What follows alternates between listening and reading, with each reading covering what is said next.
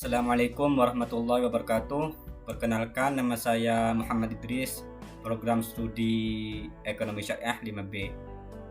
Pertama-tama marilah kita panjatkan puja-puji syukur kehadirat Allah Subhanahu wa taala, yang mana berkat taufik hidayahnya kita dapat bermuajahah sekalipun dengan media sosial ini dalam keadaan sehat walafiat.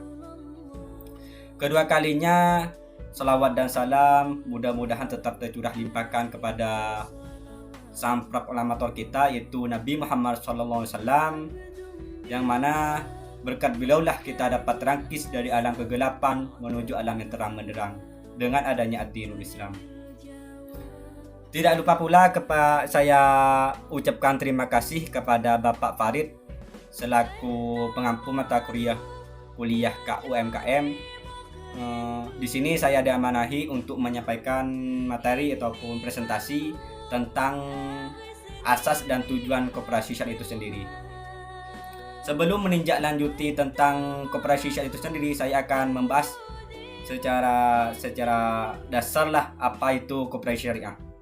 Koperasi syariah itu lebih dikenal dengan nama KJKS ataupun UJKS, yaitu Koperasi Jasa Keuangan ataupun Unit Jasa Keuangan Syariah. Di antara keduanya tersebut, yaitu teman-teman,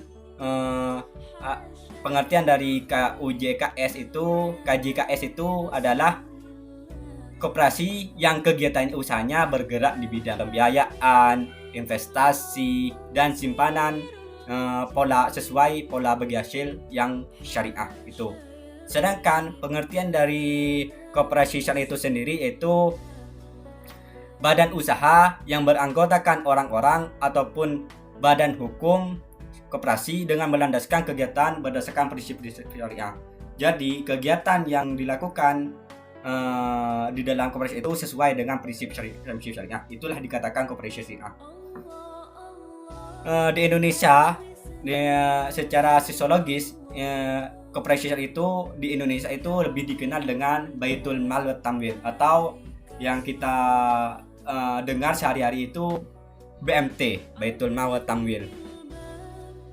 Karena realitasnya bahwa teman-teman, koperasi syariah itu ada sedikit perbedaan dengan BMT. Kalau koperasi syariah itu mempunyai satu lembaga, sedangkan kalau BMT itu mempunyai dua lembaga. Apa sih satu lembaga itu, teman-teman? Yang pertama itu lembaga yang koperasi itu satu lembaga yaitu dijalankan, yaitu koperasi yang hanya dijalankan dengan sistem koperasi simpan pinjam syariah, itu satu lembaga. Sedangkan yang BMT itu ada dua, yaitu Baitul Mal, yang kedua At-Tamwil. Apa sih Baitul Mal? Baitul Mal itu adalah lembaga zakat, sedangkan At-Tamwil itu adalah lembaga keuangan syariah. Jadi jelas bahwa BMT itu mempunyai dua lembaga. Yang pertama itu mengelola zakat, yang kedua itu mengelola keuangan yang syariah itu sendiri. Adapun kegiatan usaha jasa keuangan syariah di sini adalah kegiatan yang dilakukan untuk menghimpun dana dan menyalurkan melalui usaha jasa keuangan syariah untuk anggota koperasinya. Jadi kegiatan usaha keuangan syariah itu untuk menghimpun dan menyalurkan dana tersebut kepada kepada nasabahnya, gitulah. Untuk di sini koperasi syariah sebenarnya, koperasi syariah dan koperasi konvensional itu ada sedikit ada kesamaan, yaitu kesamaannya apa dalam produknya, teman-teman. Kalau konvensional itu bahwasanya dalam koperasi syariah dan konvensional itu produknya sama, yaitu menyangkut sistem simpanan dan pinjaman. Itu tidak jauh itu, bahwa koperasi konvensional dan koperasi syariah itu sama, itu menyangkut dalam sistem simpanan pinjaman. Namun ada jika dibandingkan dalam sistemnya itu sangat jauh perbedaannya. Jika koperasi syariah itu menggunakan akad bagi hasil ataupun menggunakan metode bagi hasil beda dengan koperasi konvensional, yaitu menggunakan sistem bunga. Itu yang sangat jauh. Di sini kembali ke tujuan koperasi syariah itu sendiri. Adapun tujuan koperasi syariah itu sendiri adalah meningkatkan kesejahteraan anggota pada khususnya dan masyarakat pada umumnya, serta turut membangun tatanan perekonomian yang berkeadilan sesuai dengan prinsip-prinsip Islam. Jadi jelas tujuan dari adanya koperasi syariah itu adalah mensejahterakan rakyat dan memakmurkan rakyat. Itulah adanya koperasi syariah itu sendiri, dan sesuai dengan prinsip-prinsip Islam. Berdasarkan dengan tujuan koperasi tersebut, maka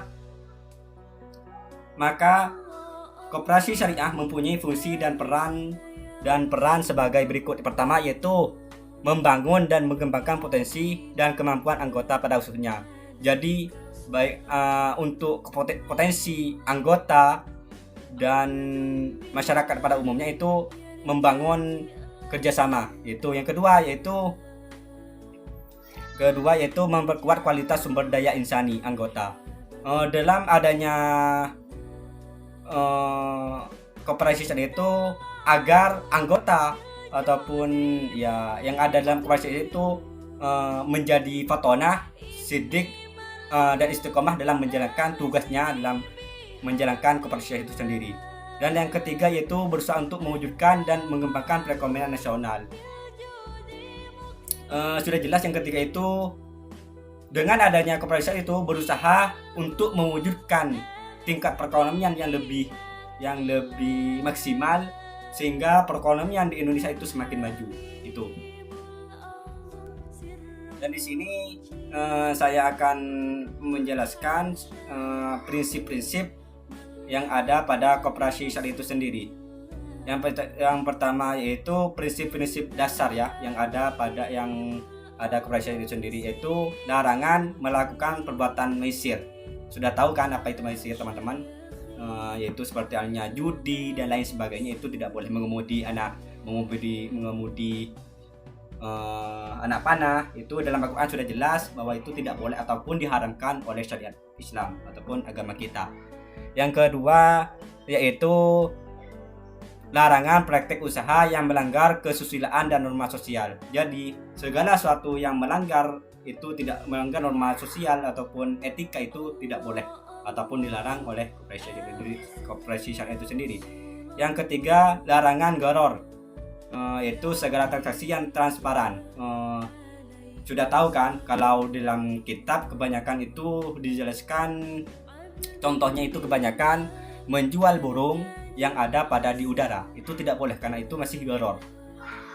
Dan masih banyak ya teman-teman untuk selanjutnya, karena waktu presentasi saya terbatas, hanya maksimal 5 menit. Mungkin nantinya akan ada sesi tanya jawab.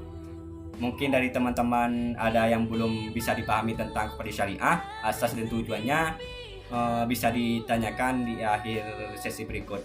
Mungkin hanya ini yang kami dapat sampaikan. Kurang lebihnya mohon maaf. Apabila terdapat kesalahan, itu murni dari saya pribadi. Dan apabila ada kebenaran, itu mutlak dari Allah Subhanahu wa taala.